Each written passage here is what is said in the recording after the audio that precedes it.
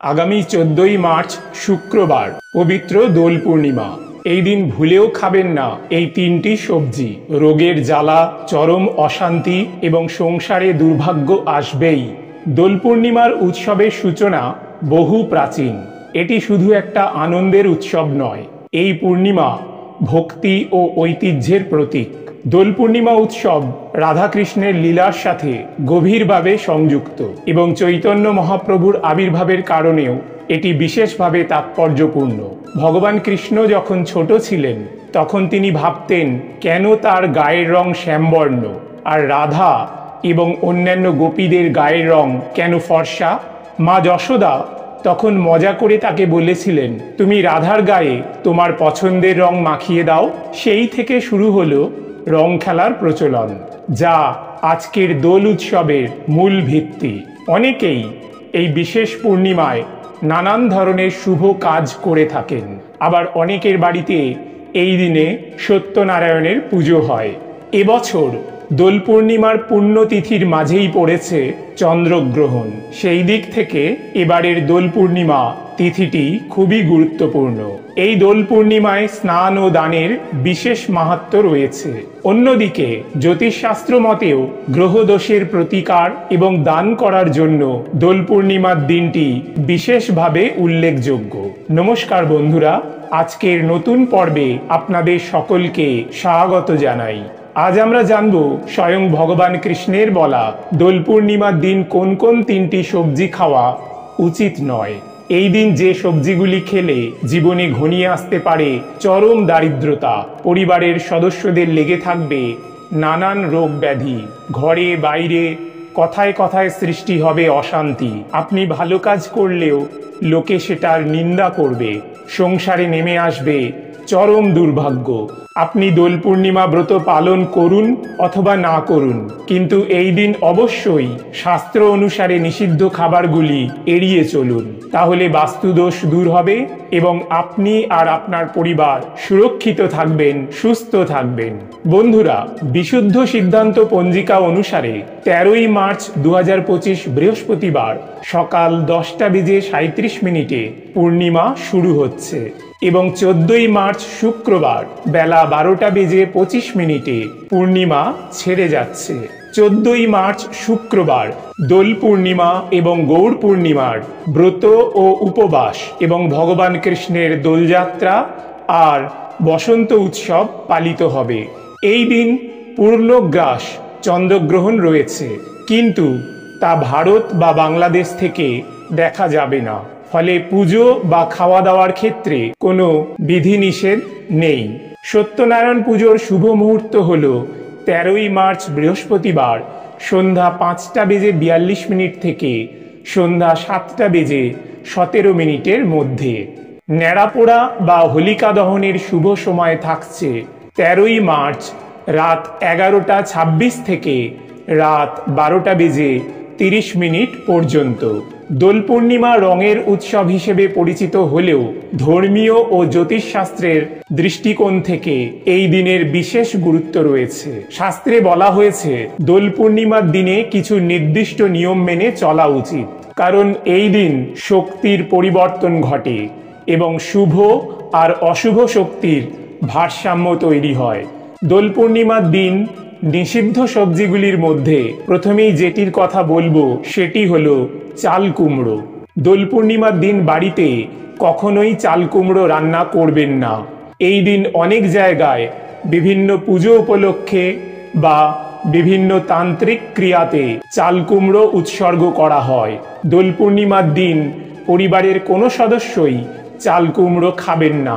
এই দিন চাল কুমড়ো খেলে বাড়িতে রোগ ব্যাধি লেগেই থাকবে। রোগের পিছনে খরচ করতে করতে আপনি সর্বশান্ত হয়ে যাবেন।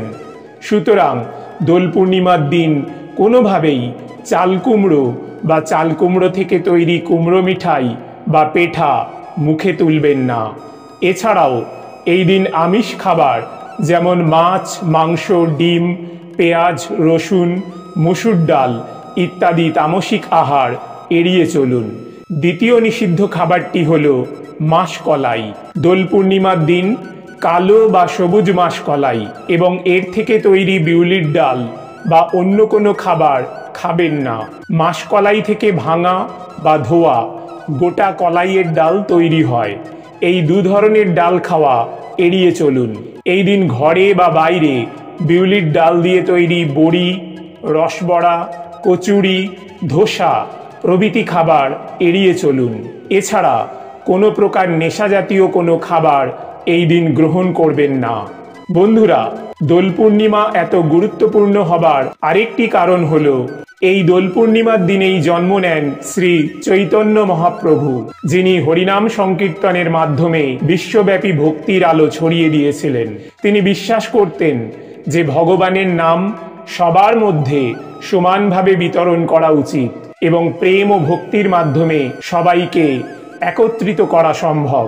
তাঁর জন্মদিনকে স্মরণ করে বৈষ্ণবরা এই দিনটিকে গৌর পূর্ণিমা নামে পালন করে থাকেন। বেশিরভাগ মানুষ বিশ্বাস করেন যে এই দিনে যা প্রার্থনা করা হয় সেটা পূরণ হয়। দোলের দিন বাড়ি পরিষ্কার হওয়ার পর দরজায় স্বস্তিক চিহ্ন এঁকে দিন। এতে আপনার পরিবারের উপর থেকে অশুভ ছায়া দূর হবে। দোল পূর্ণিমার দিন বাড়িতে থাকা দেবদেবীর পায়ে আবির দিতে ভুলবেন না। পুজো হয়ে যাওয়ার পর পারলে বাড়ির আশেপাশে থাকা সকলকেই প্রসাদ দিন, তাতে আপনার শ্রীবৃদ্ধি হবেই। দোল খেলার সময় গোলাপি, লাল, হলুদ এবং নীল রঙের আবির ব্যবহার করুন। এতে আপনার স্বাস্থ্য, কেরিয়ার এবং শিক্ষার দিকে উন্নতি হবে। গোলাপি রঙের আবির আপনার শ্রীবৃদ্ধি করবে। সনাতন হিন্দু ধর্মে বিশ্বাস করা হয় যে দোল পূর্ণিমাতে ভগবান বিষ্ণু ও রাধাকৃষ্ণের পুজো করলে সমস্ত মনস্কামনা পূরণ হয়। দোল পূর্ণিমা তিথির আধ্যাত্মিক গুরুত্ব অপরিসীম। পূর্ণিমার দিন উপবাস করে যথাবিধি মেনে পূজা অর্চনা করলে গৃহে সুখ ও শান্তি বিরাজ করে। এবারের দোল পূর্ণিমায় চন্দ্রগ্রহণ থাকার কারণে বিশেষ যোগ তৈরি হচ্ছে। তাই এই পূর্ণিমায় স্নান ও দানের বিশেষ মাহাত্ম্য রয়েছে। পাশাপাশি এই দিন সত্যনারায়ণের কথা শ্রবণ করাও অত্যন্ত শুভ বলে মনে করা হয়। দোল পূর্ণিমার দিন গঙ্গা স্নানেও একই ফল পাওয়া যায়। জীবনে সুখ এবং সমৃদ্ধি বৃদ্ধি পায়। পরম পুরুষোত্তম ভগবান কৃষ্ণের উদ্দেশ্যে এই দিন যদি একটি মাত্র তুলসী পাতাও নিবেদন করা যায় তাহলে অশেষ পুণ্য লাভ হয়। কাজেই দোল পূর্ণিমা পালন করা সকল সনাতন হিন্দুরই কর্তব্য। এই দিন নিরন্তর ভগবানের নাম স্মরণ, মনন ও শ্রবণ কীর্তনের মাধ্যমে অতিবাহিত করতে হয়। শাস্ত্র অনুসারে দোল পূর্ণিমার দিন তৃতীয় যে সবজিটি খেতে নিষেধ করা হয়েছে সেটি হলো কুমড়ো। এই দিন বাড়িতে কখনোই কুমড়ো রান্না করবেন না। পরিবারের কোনো সদস্যই দোল পূর্ণিমার দিন কুমড়ো খাবেন না। এই দিন কুমড়ো খেলে বাড়িতে রোগ ব্যাধি লেগেই থাকবে। রোগের পিছনে খরচ করতে করতে আপনি সর্বশান্ত হয়ে যাবেন। সুতরাং দোল পূর্ণিমার দিন কোনোভাবেই কুমড়ো বা কুমড়ো দিয়ে তৈরি কোনো খাবার মুখে তুলবেন না। এছাড়া এই দিন চুলদাড়ি কাটা ও নখ কাটা নিষিদ্ধ। বন্ধুরা, আশা করি ভিডিওটি আপনাদের সামান্য হলেও উপকারে আসবে। ভগবান কৃষ্ণের কৃপায় আপনারা সবাই ভালো থাকুন, সুস্থ থাকুন, এই প্রার্থনা করি। আজ তাহলে এখানেই ইতি করলাম। জয় ভগবান কৃষ্ণ, জয় গুরু।